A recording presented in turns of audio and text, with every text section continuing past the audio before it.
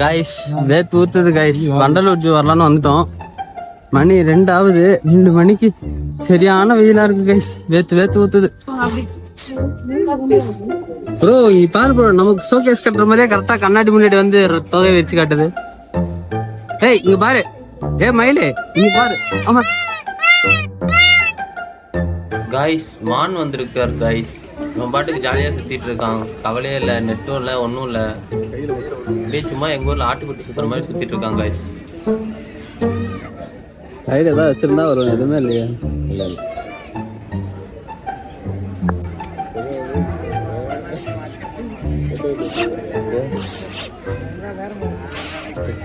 இங்க இருக்கிறது உங்களுக்கு சிலை மாதிரி தானே தெரியுது. நான் இது சிலை இல்லை காய்ஸ், ஒரிஜினலா இருக்கு காய்ஸ்.